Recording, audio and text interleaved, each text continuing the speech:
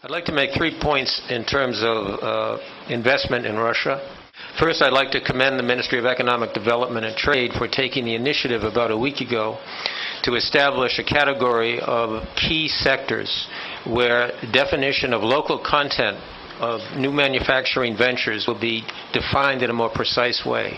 One of the difficulties right now for investors, foreign investors, is the rather vague definition of what is the local content required for foreign investment manufacturing enterprises. And the ministry asked AmCham to solicit from its member companies in these 12 categories or 12 sectors their opinions. We've sent them on to the ministry, and in about a week we'll be beginning with the ministry separate meetings per sector on this extremely important issue of definition of local content. Secondly, we would urge the government to essentially eliminate tariffs for the import of components of equipment, particularly where the completed product is brought in at a very low rate.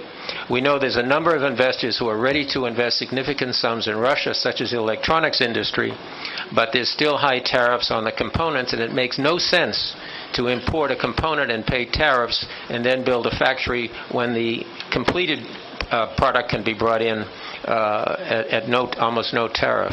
A third issue is indemnification for discovering that a plot of land you bought and built a factory on has old Soviet environmentally hazardous materials.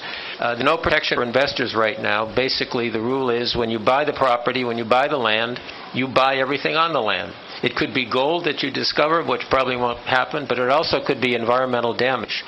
And companies spend a lot of money to make sure that there is no environmental hazards in the land that they've acquired, and that delays the investment and costs a lot more money. So we would encourage the Russian government to look at some way to either indemnify investors in the future or perhaps work out some kind of 50-50 arrangement where each party would bear some of the costs. This would eliminate another uncertainty in terms of investments coming into Russia.